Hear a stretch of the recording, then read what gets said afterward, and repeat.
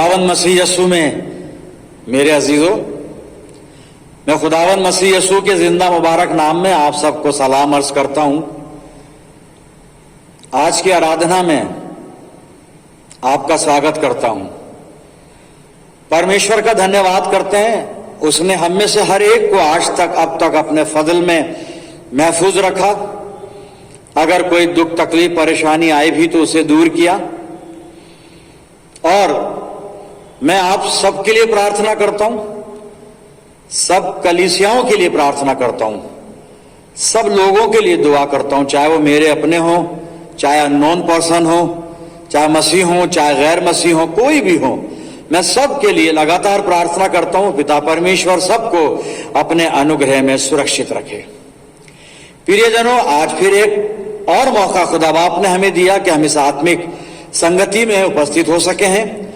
और आज जो मनन के लिए वचन का हिस्सा है, आप अपनी बाइबल में देखिएगा, पौलुस रसूल का दूसरा खत है कुरिन्थियों के नाम। कुरिन्थियों की दूसरी पत्री भी हम इसको कहते हैं। और 13 अध्याय और इसका 5 पद मैं आपके सामने पढ़ूंगा। 2 Corinthians chapter 13 वर्स 5। दूसरा कुरिन्थियों 13:5। आप अपनी बाइबल में देखिए। तुम अपने आप को आजमाओ कि ईमान पर हो या नहीं। अपने आप को जांचो। क्या तुम अपनी बाबत ये नहीं जानते कि यीशु मसीह तुम में है, वरना तुम ना मकबूल हो। खुदा की बरकत उसके पाक कलाम के पढ़े जाने और सुने जाने पर हो। आमीन। आइए अपने आप को तैयार करें वचन को सुनने और समझने के लिए प्रार्थना करें।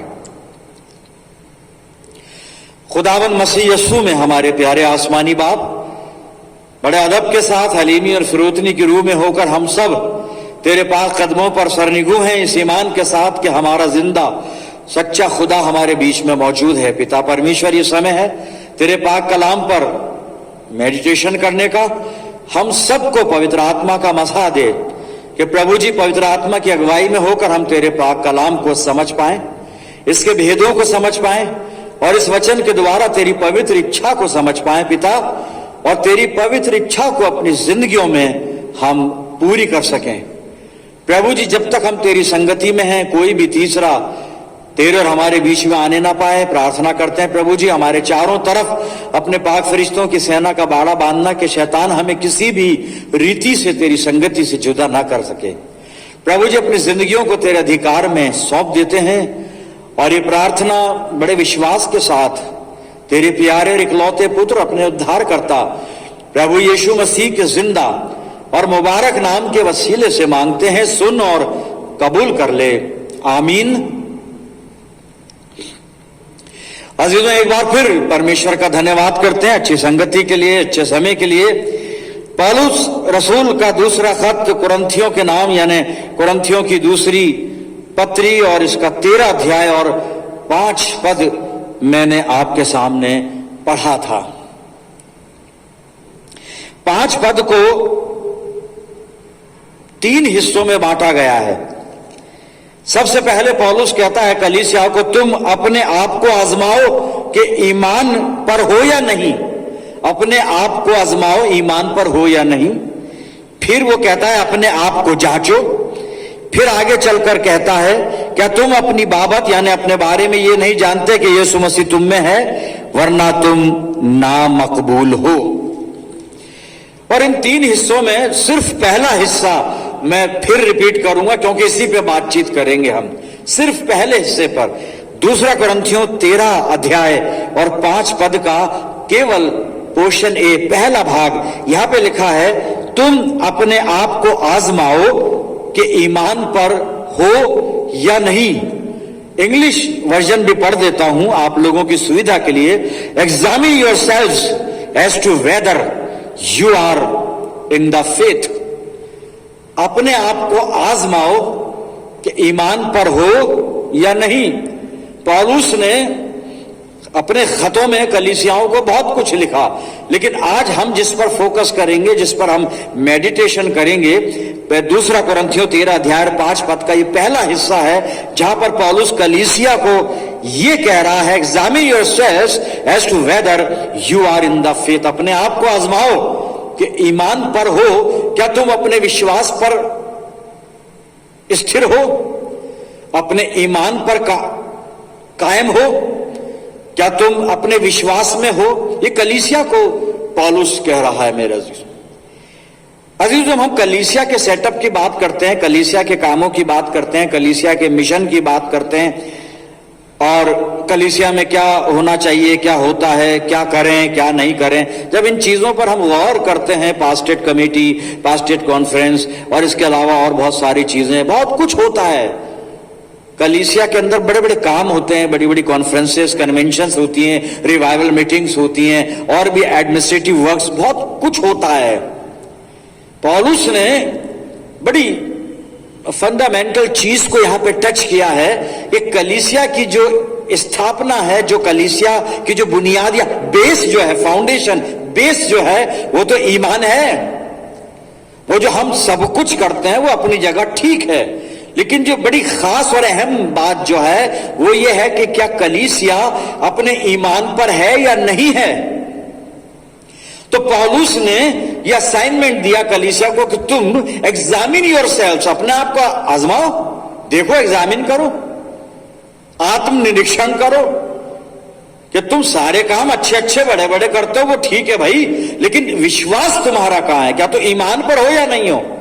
कलीसिया सारे काम कर रही है, लेकिन अगर ईमान पर नहीं है, विश्वास से हटी हुई है, तो बेकार है सब कुछ। और कुरिन्थ नगर की मंडली में बहुत सारी बातें इन दोनों पत्रियों में लिखी हुई हैं जो विश्वासी जीवन में नहीं होनी चाहिए, या यूं कहूं कलीसिया के अंदर नहीं होनी चाहिए, लेकिन वो यहां पर है। इसलिए मजबूर होकर पौलुस ये लिखता है कि अपने आप को आजमाओ कि तुम ईमान पर हो या नहीं हो। अजीजों, अगर हम आजकल की परिस्थिति और हालात की बात करें, तो आज मैं ये कहना चाहूंगा कि अभी हम एक विषय को अलग कर दें, हटा दें। कोरोना, बहुत बातें हो गई, इस पे बहुत हो गई, और ये तो हमसे पूरा लिपटा हुआ है, हो नहीं रहा है हमें, लेकिन लिपटा हुआ तो है एहसास में, फीलिंग्स में, और जो आसपास का सेटअप है, इसको छोड़ दें, अब इसको छोड़ दें, ये 2 साल हो गए, पुराना हो गया, अब इसको छोड़ दें, इसकी बात ही नहीं कर रहे हैं। लेकिन इसको भी हटाकर अगर इंसानी जिंदगी पर गौर करें, आज के हालात पर गौर करें, जो 2 साल पहले भी था, और कोरोना अगर चला भी गया तब भी रहेगा, उस हालात की बात कर रहे हैं कि दुनिया के कुल मिलाकर हालात जो हैं वो ठीक नहीं है। मनुष्य अपने आप में कंफर्टेबल नहीं है, सेफ नहीं है, नॉट बिकॉज ऑफ कोरोना। मैंने अभी कहा ना, उसको तो अलग हटा दिया हमने, अब हम कोरोना की बात नहीं कर रहे हैं, अब हम एक आम जिंदगी की और आम हालात की बात कर रहे हैं कि अगर आम हालात हो, कोई बीमारी ना हो, तब भी हालात इतने खराब हैं इस दौर के। ये दौर वो दौर है कि बड़ा अजीब दौर है, पहले भी था, आगे भी रहेगा। और ऐसे दौर में सब तरफ परेशानियां, सब तरफ चिंताएं, बीमारियां, महामारियां, और तरह तरह के, और जो हम देख रहे हैं, कहीं पर साइक्लोन आ रहे हैं, कहीं पर क्या हो रहा है, कहीं पर क्या हो रहा है, कहीं पर क्या, और इंटरनेशनल वॉर्स वगैरह, ऐसे हालात, ये सारी चीजें। और ऐसे हालात में इंसान सुकून से नहीं है, चैन से नहीं है, कई तरह के चैलेंजेस हैं इंसान की जिंदगी में। और ऐसे माहौल में, ऐसे हालात में, ऐसे आलम में हमारा ईमान, हम मसीहों का ईमान कहां पर है, और हम अपने ईमान पर कहां पर पाए जाते हैं, किस विश्वास के साथ हम आज जिंदा हैं मेरे प्रियजनों। जब हम अपनी आराधना में रसूलों का अकीदा, अपोस्टल्स क्रीड बोलते हैं, विश्वास वचन बोलते हैं, तो वो तो सिर्फ बोलते हैं हम, मैं प्रैक्टिकल लाइफ की बात कर रहा हूं। प्रैक्टिकल लाइफ, कि प्रैक्टिकल लाइफ में हमारा ईमान कहां पर है और कैसा है और किस स्तर का, किस लेवल का है। खुदा ने जो हमारे साथ रिश्ता बनाया, बाप बेटे का तो है ही, खुदा बंदे का भी है, क्रिएटर और क्रिएशन का भी है, सृष्टा और सृष्टि का वो भी है।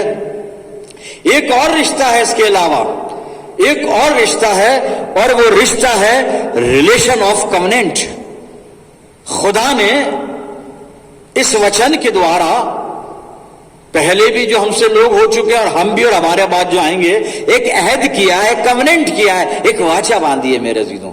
और वाचा ये बांधी है परमेश्वर ने कि अगर हम खुदा की आज्ञाओं को मानेंगे, यदि हम परमेश्वर के पीछे सच्चे दिल से चलेंगे, तो खुदा हमें बरकत देगा, हमें छोड़ेगा नहीं, हमें त्यागेगा नहीं। ये कवनेंट, ये वाचा है।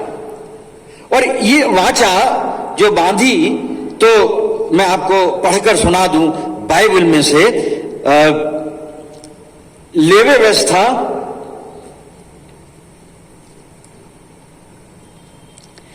और उसका 26 अध्याय,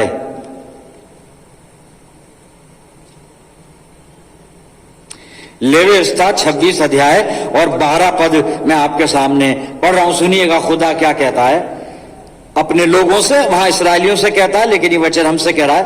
और मैं तुम्हारे मध्य चला फिरा करूंगा और तुम्हारा परमेश्वर बना रहूंगा, और तुम मेरी प्रजा बने रहोगे। ये वाचा है। खुदा कहता है मैं तुम्हारे बीच में चला फिरा करूंगा, मैं तुम्हारा परमेश्वर बना रहूंगा और तुम मेरी प्रजा बने रहोगे। ये कवनेंट है परमेश्वर का। और ये तभी हो सकता है जब हम अपने ईमान में जिंदा हैं, जब हम अपने ईमान पर कायम हैं, जब हमारा ईमान मजबूत है, और जब हम हर तरह से अपने विश्वास में जिंदा हैं मेरे प्रियजनों। और यही अभी जैसे मैंने बताया कि ये जो है, ये कवनेंटेड रिलेशन है, ये प्रतिज्ञा जो वाचा बांधी गई उसका एक रिश्ता है ये। लेकिन हुआ क्या कि इंसान जब गुनाह में पड़ा, और मैं तो इसराइलियों की बात कर रहा हूं, यहां पे इंसान, हाँ वो भी इंसान, और इंसान तो इंसान ही, लेकिन बाइबल के जब हम बात करते हैं, बाइबल में इसराइलियों के इतिहास को देखें, ये इसराइलियों से वाचा बांधी परमेश्वर ने, मैं तुम्हारा खुदा होऊंगा, तुम्हारे बीच में रहूंगा, तुम्हारे बीच में चला फिरा करूंगा, मैं तुम्हारा पिता भी होऊंगा, तुम मेरे बेटे बेटियां होगे, तुम मेरी प्रजा होगे। सारी वही एक ही बात है, वो एक ही चीज है। और ये वाचा बांधने के बाद ये जो स्पिरिचुअल एग्रीमेंट हुआ था, ये जो कवनेंट हुआ था, उसके बावजूद भी क्या हुआ, इसराइली गुनाह करते रहे, इसराइली गुनाह करते रहे, ये गुनाह करते रहे, गुनाह करते रहे, इन पे अजाब आते रहे, इन पे मुसीबतें आती रही, तकलीफ परेशानियां आती रही, महामारियां आती रही, दूसरे लोग इन पर इनसे युद्ध कर करके इनको हराते रहे, इनको गुलाम बनाते रहे, ये सारे अजाब इन पर नाजिल होते रहे। और जब खुदा ने इनसे बात करनी चाहिए कि भाई तुम ऐसे क्यों हो, तो इन्होंने पता है खुदा को क्या कहा? खुदा को इन्होंने कहा, मैं यिर्मयाह 14 निकालूंगा और 21 पद पढ़ूंगा। आप देखिए खुदा के लोग खुदा से क्या कह रहे हैं, क्या कह रहे हैं, सुनिए इस्राएल क्या कह रहे हैं। खुदा ने वाचा बांधी, वो खुदा है, खुदा है, उसने वाचा बांधी जो कभी बदलता नहीं, जिसकी कोई बात झूठी नहीं होती, ना कोई वाचा झूठी होती है, कोई कवनेंट उसका झूठा हो नहीं सकता। लेकिन ये इस्राएली लोग कह क्या रहे हैं खुदा को, जब इन पे अजाब आए, मुसीबत परेशानी आई, और जब ये खुदा से बात कर रहे हैं, क्योंकि खुदा ने कहा था ना मैं तुम्हें छोड़ूंगा, ना मैं तुम्हें त्यागूंगा, और मैं तुम्हारे साथ रहूंगा, वगैरह वगैरह। अभी कह क्या रहे हैं खुदा से, इनकी हिमाकत भी देखिए, इनकी जुर्रत भी देखिए, और मैं कहूं इनकी बदतमीजी देखिए, खुदा से कैसे बात कर रहे हैं। सुनिए यिर्मयाह 14:21 पद, अपने नाम के निमित्त हमें न ठुकरा, अपने तेजो में सिंहासन का अपमान न कर, जो वाचा तूने हमारे साथ बांधी उसे सिमरन कर और उसे न तोड़। गुनाह खुद कर रहे हैं, अजाब में अपने गुनाहों की वजह से पड़ रहे हैं, तकलीफ परेशानी महामारी बीमारी और जो कुछ सब कुछ गुनाहों की वजह से, उनके खुद के गुनाहों की वजह से। लेकिन किस पे तहमत लगाई जा रही है? खुदा पर, कि तू अपनी वाचा मत तोड़, कवनेंट मत तोड़, मत भूल, उसको याद कर। अरे भाई खुदा तो अपनी वाचा कभी नहीं भूलता, अपने कवनेंट को कभी नहीं भूलता, खुदा अपने लोगों को कभी नहीं छोड़ता। लेकिन ये लोग उस पर इल्जाम दे रहे हैं। लेकिन मैं आपको मैं बता देता हूं, बाइबल में से ही व्यवस्था विवरण की पुस्तक अगर आप निकाल लें और 7 अध्याय और 9 पद सुनिए, खुदा साहब कवनेंट नहीं तोड़ता, वाचा नहीं तोड़ता। सुनिएगा, व्यवस्था विवरण 7 अध्याय 9 पद सुनिए। इसलिए जान रख कि तेरा परमेश्वर यहोवा ही परमेश्वर है, वो विश्वास योग्य ईश्वर है, जो उससे प्रेम रखते और उसकी आज्ञाएं मानते हैं। उनके साथ वो 1000 पीढ़ी तक अपनी वाचा का पालन करता और उन पर करुणा करता रहता है। 1000 पीढ़ी का वादा है साहब, 1000 पीढ़ी। लेकिन ये लोग कह रहे हैं, खुदा के लोग कह रहे हैं, इस्राएली लोग कह रहे हैं कि तूने तो अपनी वाचा तोड़ दी। लो साहब, मेरे अजीजों, कई बार हम भी ऐसा ही करते हैं। कई बार हम अपने गुनाहों की वजह से मुसीबतों में, दुखों में, परेशानियों में, महामारियों में और सियासतों में पड़ते हैं, लेकिन कहते हैं खुदा तूने हमें छोड़ दिया। खुदा नहीं छोड़ता, उसका कमेंट झूठा हो ही नहीं सकता, कभी नहीं, ये मुमकिन ही नहीं है मेरे अजीजों, बिल्कुल नहीं। लेकिन होता यह है कि हम कई बार अपने विश्वास में लड़खड़ा जाते हैं, अपने विश्वास में डगमगा जाते हैं। और कुरिन्थ नगर की कलीसिया अपने ईमान से हट गई थी, इसलिए पौलुस उनसे अपील कर रहा है, examine yourselves as to whether you are in the faith. अपने आप को आजमाओ कि ईमान पर हो या नहीं। फिर ये जानो, ये आयत आज मुझे भी झिझोड़ रही है, मुझे भी कह रही है अपने आप को आजमा ले, क्या तू ईमान पर है या नहीं है। क्योंकि अच्छे अच्छों के ईमान, अच्छे अच्छों के, और ये अच्छे अच्छे कौन है, अभी एक अच्छा मैं बताता हूं आपको बाइबल में से। अच्छे अच्छों के ईमान डगमगा जाते हैं। ईमान पर कायम रहना बहुत मुश्किल बात होती है। रसूलों का अकीदा बोल लेना, याद करके रट के बोल लेना बहुत आसान बात है। मैं एतकाद रखता हूं खुदा कादिर मुतलक बाप, बहुत आसान है, ये तो बचपन में हमें रटाया था। और आज जब बच्चों को मैं क्लास देता हूं, कन्फर्म पढ़ाता हूं, बेचारे वो पूछते हैं कन्फर्मेशन क्लास में कि पादी साहब इसका मतलब तो हमें बताया जाए। मैं एतकाद रखता हूं खुदा कादिर मुतलक बाप पर, आप मतलब फिर उनको बताया जाता है। और अभी क्योंकि ये लैंग्वेज की क्लास नहीं चल रही है, ये सरमन चल रहा है। एतकाद कुछ और चीज है, विश्वास कुछ और चीज है, पर हिंदी में तो विश्वास वचन ही हम बोल रहे हैं,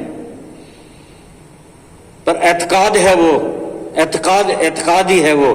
चलिए मैं उसकी वजाहत नहीं करूंगा, उसको ज्यादा एक्सप्लेन मैं नहीं करूंगा यहां पर। तो साहब हम विश्वास में डगमगा जाते हैं, क्योंकि अच्छे अच्छे डगमगा जाते हैं। अब अच्छे अच्छों में से एक अच्छे को अपन देख लेते हैं, एक इलस्ट्रेशन लेके चलते हैं बाइबल में से अजीजों। हुआ ये कि खुदा बाप ने अब्राहम को कॉल दी। अब्राहम ने बिल्कुल कॉल सुनी खुदा की, अपने बाप के घर को, अपने बाप के नगर को, अपने वतन को छोड़कर खुदा के पीछे चल दिया। चलते चलते, बड़े ब्रीफ में बताऊंगा मैं आपको। अब ये गरार देश में, गरार नगर में आया है, और ये गरार में जब आया है तो वहां पर राजा अबीमेलेक है। और वहां आकर जब ये रुका है गरार में, तो बड़े उसमें शॉर्ट में मैं आपको बताऊंगा कि अब हम जो काम की बात है वही बाइबल में से उठाएंगे हम। जब रहने लगा तो इसने अपनी पत्नी सारा के लिए वहां पर जाकर लोगों को बताया, अबीमेलेक को भी ये बात पता चली, और बताया ये कि ये मेरी बहन है। सारे जो थी उसकी पत्नी थी साहब। अब्राहम ने बताया मेरी बहन है। और क्यों बताया, जब आप पहले पढ़ें या आगे पढ़ें इसी चैप्टर को तो पता चल जाएगा। अब्राहम ने इसलिए बताया कि अगर उसने सारा को खुद ये बताया कि मैं तुझे अपनी बहन बताऊंगा, अगर मैंने ये बता दिया कि तू मेरी पत्नी है और तू, क्योंकि तू सुंदर है, तो वो तेरी सुंदरता के कारण तुझको मुझसे छीन लेगा और मैं उसका पति हूं। तो जो भी तुझे छीनेगा, चाहे वो अबीमेलेक हो, चाहे कोई और राजा हो, कोई भी हो, और वो मेरे को, मुझे मार देगा वो। तो भाई देखिए ऐसा है कि अब मैं झूठ बोलूंगा, थोड़ा सा झूठ तो चलता है, थोड़ा सा झूठ तो चलता है। नहीं साहब, क्रिश्चियनिटी में थोड़ा सा झूठ भी नहीं चलता, मसीहत में थोड़ा सा झूठ भी नहीं चलता। याकूब लिखता है अपनी पत्री में, जिसने सारी व्यवस्था का पालन किया, और अगर वो एक बात में चूका तो उसने पूरी व्यवस्था का खंडन कर दिया। गुनाहगार हो गया वो, बिल्कुल हो गया साहब। यहां पे थोड़ा बहुत झूठ नहीं चलता, थोड़ा भी नहीं चलता, थोड़ा भी नहीं चलता, थोड़ा सा भी नहीं चलता, बिल्कुल नहीं चलता मसीहत में, मसीह विश्वास में। तो खैर इसने वहां जाकर और झूठ बोला, मेरी बहन है। अबीमेलेक ने उसको अपने महल में बुलवा लिया, और जब महल में बुलवा लिया तो उसके बाद बहुत कुछ घटा है, लेकिन मैं बाद में बताऊंगा। लेकिन अबीमेलेक को जब पता चला कि ये उसकी बहन नहीं, उसकी पत्नी है, कैसे पता चला वो भी बताता हूं मैं अभी। लेकिन मैं आपको बात बता रहा हूं कि विश्वास में कैसे अच्छे अच्छे डगमगाते हैं, किस तरह से विश्वास को छोड़ा जाता है, किस तरह लोग विश्वास से हटते हैं। उसी तरह कई बार हम भी हटते हैं। तो अब्राहम का मैंने इलस्ट्रेशन आपके सामने रखा है। और साहब जब अब्राहम को बुलाया गया, अबीमेलेक ने कहा, भाई तूने ये क्या किया मेरे साथ, तूने इतना बड़ा छल किया, इतना बड़ा धोखा किया, मैं तो मेरा पूरा राज्य संकट में है तेरे इस काम की वजह से। वो संकट क्या था वो भी अभी मैं बताता हूं आगे चलकर। लेकिन तूने ऐसा करा क्यों, तूने ऐसा क्यों करा, तूने क्यों करा तूने? अब्राहम जवाब देता है क्यों करा उसने। उत्पत्ति 20 में आपके सामने खोल रहा हूं साहब, और उसका 10 और 11 पद सुनिए। ये अब्राहम ने झूठ क्यों बोला, पत्नी को बहन बता रहा है, और बाद में कितनी सफाई से उसने घुमाई ये बात को, एक्सक्यूज किया बाद में। वो भी आप बाइबल में पढ़ना, अब मैं सारी बातें यहां करना नहीं चाहता मैं। जी 10 और 11 पद सुन लीजिए आप, ये क्या कह रहा है अब्राहम, क्यों झूठ बोला अब्राहम। फिर अबीमेलेक ने अब्राहम से पूछा, तूने क्या समझकर ऐसा काम किया? अब्राहम ने कहा, मैंने ये सोचा था कि इस स्थान में परमेश्वर का कुछ भी बहना होगा, इसलिए लोग मेरी पत्नी के कारण मुझे मार देंगे, मुझे घात कर देंगे। अपने घात करने के डर से परमेश्वर की वाचा का उल्लंघन करके खुदा ने कहा था तू मेरी आज्ञा का पालन करेगा। और खुदा की आज्ञाओं में यह भी आज्ञा कि आप झूठ नहीं बोल सकते साहब, झूठ नहीं बोलो, झूठ मत बोलना, झूठ मत बोलना, यह भी तो है उसकी आज्ञा में। 10 हुक्म का पालन करके झूठ बोल रहे तो कहां हुक्मों का पालन हुआ साहब। इसने झूठ बोला, और झूठ क्यों बोला? अपने मारे जाने के डर से, अपने घात होने के डर से ये झूठ बोला, ये झूठ बोला। और बाद में सफाई जो उसने दी, बड़ी अहमकाना सफाई है। चलो मैं अब उस पर बात नहीं करता, आप बाद में पढ़ना और बैठ सोचना उस पर, कितनी अहमकाना सफाई दे रहा है ये अब्राहम। लेकिन इसने झूठ बोला, इसने तो झूठ बोला, इसने तो उस कवेनेंट को तोड़ दिया, इसने तो उस वाचा को ठुकरा दिया।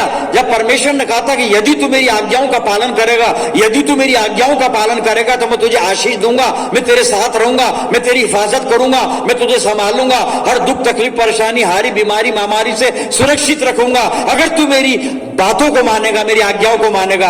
तो खुदा की आज्ञा ये भी तो है, झूठ मत बोल। इसने तोड़ दी साहब, वो झूठ बोला, ये झूठ बोला। लेकिन अब हुआ क्या, अब मैं बता रहा हूं आपको, आप इस उत्पत्ति 20 को बाद में पढ़िएगा। जब इसकी पत्नी को अबीमेलेक ने ले लिया, अपने महल में बुला लिया, और अबीमेलेक को तो बेचारे को यह बताया गया था कि बहन है उसकी। उसने कहा कोई बात नहीं, बहन है तो ये मेरा साला बन जाएगा, मैं इसका जीजा बन जाऊंगा। और वो लेकिन रात में वहां पे लिखा, खुदा ने ख्वाब में अबीमेलेक को बताया, तूने ये क्या किया, उसकी बहन नहीं, ये उसकी पत्नी है, और वो नबी है, तो उसकी पत्नी वापस कर, वो तेरे लिए दुआ करेगा। तो ऐसा नहीं करेगा तो मुसीबत में पड़ेगा। और आगे लिखा है कि उस सारा की वजह से खुदा बाप ने अबीमेलेक के राज्य की सारी महिलाओं की कोखें बंद कर दी थी, कोख बंद कर दी थी। लेकिन अबीमेलेक ने सारा को छुआ नहीं था। और ख्वाब में जब खुदा बात कर रहा है अबीमेलेक से, तो अबीमेलेक ने कहा, खुदा बाप मैंने तो उससे पूछ के उसको लिया, उसने कहा मेरी बहन है, मैंने ले लिया। वो औरत कहता तो मैं कभी ऐसा काम नहीं करता, कभी नहीं करता। खुदा ने कहा मुझे मालूम है तूने गलत काम नहीं किया, काम तो गलत अब्राहम ने किया है, झूठ तो वो बोला है तूने, लेकिन अब उसकी पत्नी वापस कर दे। मेरे अजीजों, अब्राहम बच गया, अब्राहम की पत्नी बच गई। क्यों बच गई? खुदा अपने अहद पर कायम रहता है। जो उसका कवेनेंटेड रिलेशन है वो खुदा कभी नहीं तोड़ता। हम तोड़ते हैं उससे रिश्ता, हम बेवफा हो जाते हैं प्रियजनों। आज मैं और आप उस रिश्ते में कहां पर हैं? वो जो रिश्ता है खुदा के साथ हमारा, जो स्पिरिचुअल एग्रीमेंट, हम कहां पर हैं? मैं विश्वास की जो बात कर, क्योंकि अब्राहम को विश्वासियों का पिता कहा गया है, विश्वासियों का पिता कहा है। और खुदा बाप ने उसको आशीष दी थी कि मैं तेरी जाति को इतना बढ़ा दूंगा क्योंकि तूने मेरी बात पर विश्वास किया। और लिखा भी है, बाइबल लाया भी, उसने विश्वास भी किया, लेकिन उस विश्वास को यहां पे संभाल कर नहीं रखा। उसने वहां तो खुदा पर विश्वास किया, उसकी बात पर विश्वास किया, लेकिन गरार में आकर खुदा की जात और खुदा के वादे पर, खुदा के कवेनेंट पर, इस बात पर विश्वास नहीं किया कि प्रभु मुझे यहां हर हर हर संकट से, हर मुसीबत से छुड़ा सकता है। कोई मेरी पत्नी को नहीं लेगा क्योंकि खुदा मेरे साथ है। वो विश्वास में चूक गया साहब और झूठ बोला। वो हम भी ऐसे ही चूक जाते हैं, और वो कलीसिया कोरिन्थियों की ऐसी चूकी हुई थी। इसलिए पौलुस कहता है अपने आप को आजमाओ कि ईमान पर हो या नहीं। मेरा चीजों, मैं और आप आज कहां पर हैं? क्या हम ईमान पर हैं या नहीं है? या कहीं भी झूठ बोल देते हैं, कहीं भी छल कर देते हैं, कहीं भी गलत काम कर देते हैं कि खुदा बाप सॉरी, खुदा बाप माफ करना, मैंने आज झूठ बोल दिया, कल नहीं बोलूंगा। आज क्यों बोला भाई? आज की सजा तो भुगतनी पड़ेगी। और ये आज जो हमारे साथ हो रहा है, आज ही की सजाएं हैं और आज ही के गुनाह हैं हमारे। मेरे अजीजों, हम कहां पर हैं? अपने ईमान पर हम किस जगह हैं? खुदा ने अपने कवेनेंटेड रिलेशन की वजह से, जो अहद था, जो वाचा थी, कवेनेंटेड रिलेशन, उसकी वजह से अब्राहम को बचाया, उसकी औरत को बचाया। वरना ये तो गए थे, इनके अमाल तो ऐसे हो गए यहां कि बस खत्म होता। सारा भी जाती, अब्राहम भी जाता, सब जाता। लेकिन परमेश्वर ने अपने उस अहद की वजह से जो स्पिरिचुअल एग्रीमेंट किया था, खुदा ने बचाया। खुदा बचाता है मेरे अजीजों। हम लड़खड़ा जाते हैं विश्वास में, हम लड़खड़ा जाते हैं। परमेश्वर करे कि हम कभी विश्वास में न लड़खड़ाएं। पौलुस एक बात लिख रहा है थिमुथियुस को, दूसरा थिमुथियुस और 2 अध्याय, दूसरा थिमुथियुस 2 अध्याय 13 पद सुनिएगा क्या लिखता है पौलुस। यदि हम अविश्वासी भी हो, विश्वास चला जाता है ना हमारा, अब्राहम का चला गया, हम क्या हैं? अब्राहम का चला गया, हम क्या हैं? हम कुछ नहीं है। अब्राहम से बड़े तो कभी हो ही नहीं सकते, हो ही नहीं सकते।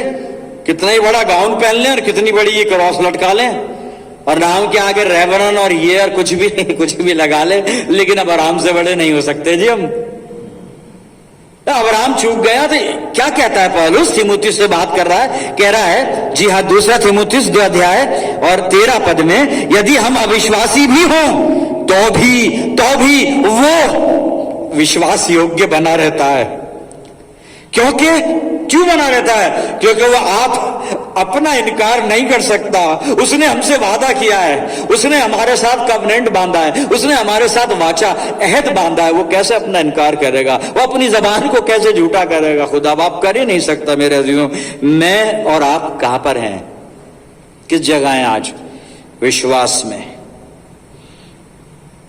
हमें अपने ईमान एक अमानत है साहब, जो खुदावंद मसीह यीशु की मार्फत हमारे दिलों में डाला गया है। और ये अमानत प्रभु यीशु मसीह की है। ये विश्वास हमारा नहीं है। हम अपने आप को बिलीवर्स तो कहते फिरते हैं, विश्वासी तो कहते फिरते हैं, हमारा कुछ नहीं है विश्वास। ये तो यीशु मसीह ने हमारे अंदर भरा है, हमारे अंदर डाला है। इसीलिए इब्रानियों की पत्री का लेखक इब्रानियों 12 और 2 में कहता है, विश्वास के कर्ता और सिद्ध करने वाले प्रभु यीशु मसीह की ओर ताकते रहो। तो विश्वास का कर्ता तो वो है, हम थोड़ी ना है। हमें तो अमानत है, उसने दिया है, ये अमानत है। लेकिन कई बार हम उसकी अमानत में खयानत कर देते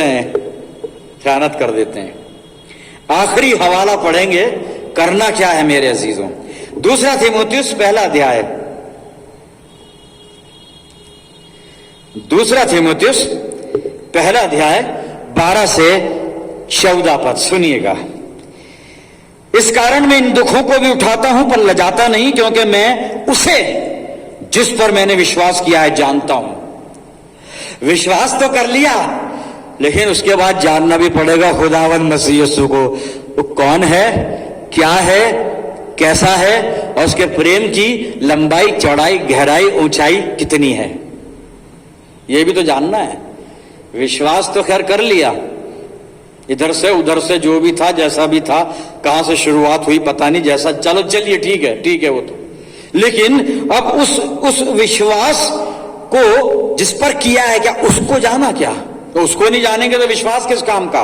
लेकिन पौलुस कहता है कि मैंने जिस पर विश्वास किया है जानता हूं, और मुझे निश्चय है कि वो मेरी धरोहर की उस दिन तक रखवाली कर सकता है। वो कह रहा मैंने जिस पर विश्वास किया वही यीशु मसीह मेरे विश्वास की रखवाली करेगा, वही मेरे ईमान को संभाल के रखेगा। और 13वें पद में लिखा है, जो खरी बातें तूने मुझसे सुनी है उनको उस विश्वास और प्रेम के साथ जो मसीह यीशु में है अपना आदर्श बनाकर रख, और पवित्र आत्मा के द्वारा जो हम में बसा हुआ है इस अच्छी धरोहर की रखवाली कर। मेरे अजीजों, हमें इस ईमान की हिफाजत करनी होगी, इस धरोहर की। और अगर हम ऐसा करेंगे तो फिर हम अपने आप को आजमा सकते हैं कि हम विश्वास में हैं या नहीं हैं। पौलुस रिक्वेस्ट कर रहा है, अपने आप को आजमाओ कि तुम ईमान पर हो या नहीं। Examine yourselves as to whether you are in the faith. कहां हैं हम, कहां पर हैं हम? अपने आप को टटोलें, अपने आप को जांचें, क्या हम विश्वास में हैं या नहीं हैं। मेरे अजीजों, बात तो कर रहे हैं विश्वास की, वो तो कर रहे हैं, बात करना कुछ और है, प्रैक्टिकल शेप में लाना किसी चीज का कुछ और है साहब। बात तो की जा सकती है, बातें की जा सकती हैं, लेकिन फिर इस कलाम की बातों को ये रोजमर्रा की जिंदगी में, इसको डेली लाइफ में प्रैक्टिकल शेप देना बहुत बहुत मुश्किल बात है ये। क्योंकि जहां अबीमेलेक सामने आया तो हम डर के झूठ बोल जाते हैं, वाइफ को बहन बताते हैं, बहन को वाइफ बताते हैं, और पता नहीं किसको क्या बताते हैं और क्यों बताते हैं। चौकड़ी भूल जाते हैं, विश्वास जाता रहता है, सब खत्म हो जाते हैं, अकीदे वगैरह सब सारी चीजें। क्यों? क्योंकि हम इंसान हैं मेरे अजीजों, लेकिन वो खुदा है और वो कभी अपनी वाचा नहीं तोड़ता, अपना अहद नहीं तोड़ता। और पौलुस यही कह रहा तीमुथियुस को, हम अविश्वासी हो जाएं, हम बेवफा हो सकते हैं, वो कभी बेवफा नहीं होता। बस इसी ईमान के साथ हम अपने आप को प्रभु यीशु मसीह के चरणों पर रखें। आइए प्रार्थना करें। खुदावंद मसीह यीशु में हमारे प्यारे आसमानी बाप, धन्यवाद करते हैं पिता परमेश्वर आज के जीवित वचन के लिए, जिसने एक बार फिर हमारे ईमान को हर तरह से मजबूत किया है। प्यारे प्रभु, होने दे हम अपने विश्वास को परखें, अपने ईमान को हम आजमाएं, अपने आप को आजमाएं कि हम ईमान पर हैं या नहीं हैं।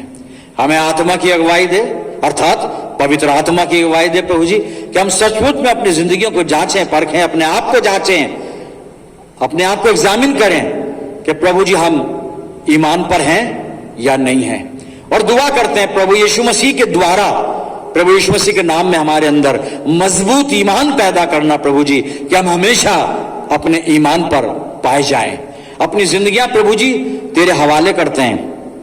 और ये प्रार्थना तेरे प्यारे पुत्र, अपने उद्धारकर्ता प्रभु यीशु मसीह के जिंदा और मुबारक नाम के वसीले से तेरी वेदी पे रखते हैं प्रभु जी। और इस ईमान के साथ प्रभु जी अपनी दुआ तेरे चरणों पे लेकर आए हैं कि तू दुआओं को कबूल करता है, तू उन्हें पूरी करता है। पिता परमेश्वर, जब हम अपने लिए प्रार्थना कर रहे हैं, अपने आत्मिक जीवन के लिए प्रार्थना कर रहे हैं, दयालु पिता, मैं दुआ करता हूं जितने लोग इस दुआ में सम्मिलित हैं, इन सब अजीजों की जिंदगियों पर तेरी शफकत, रहमत, बरकत का साया हमेशा बना रहे। कुल दुनिया के लिए दुआ करते हैं, अपने मुल्क के लिए, अपने अपने शहरों के लिए दुआ करते हैं खुदा बाप, कि तू हम पर रहम कर और अपने फजल में हमें महफूज कर ले। अपनी जिंदगियां हर तरह से तेरे इख्तियार में देते हैं प्रभु, और ये दुआ तेरे प्यारे बेटे अपने नजात दहिंदा खुदावंद यीशु मसीह के जिंदा और मुबारक नाम के वसीले से मांगते हैं, सुन और कबूल कर ले, आमीन।